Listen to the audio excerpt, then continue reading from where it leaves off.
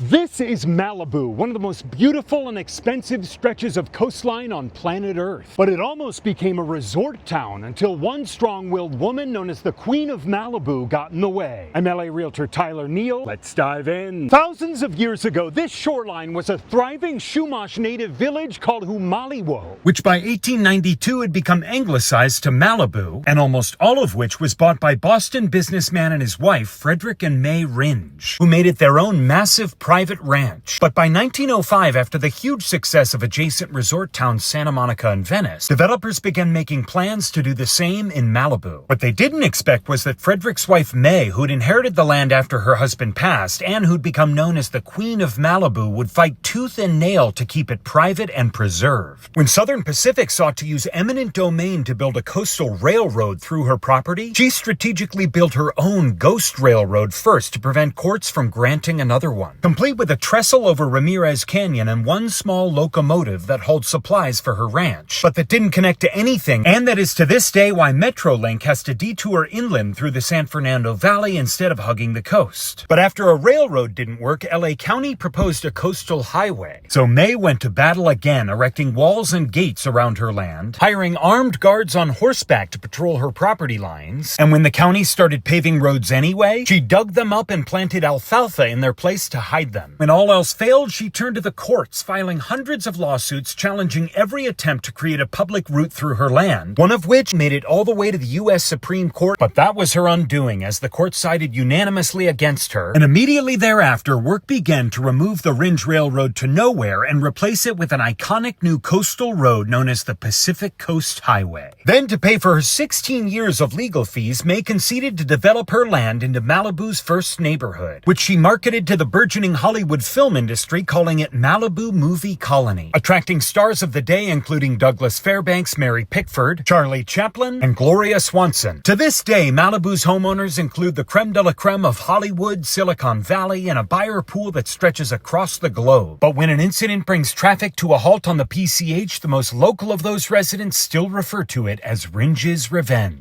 But in January 2025, nothing could deter a fire that destroyed 720 homes up and down the Malibu coast. And now these empty lots are being bought up by new owners who will write the next chapter of Malibu's storied history. Do you want to be one of those authors? Buy this oceanfront land lot. 5,000 square feet of sand for $4.75 million on Malibu's beautiful La Costa Beach, where you can build an over 2,400 square foot dream beach house. For more on this listing, click my link in bio. I'm LA realtor Tyler Neal, and if you're looking for a realtor that knows Malibu, give me a call.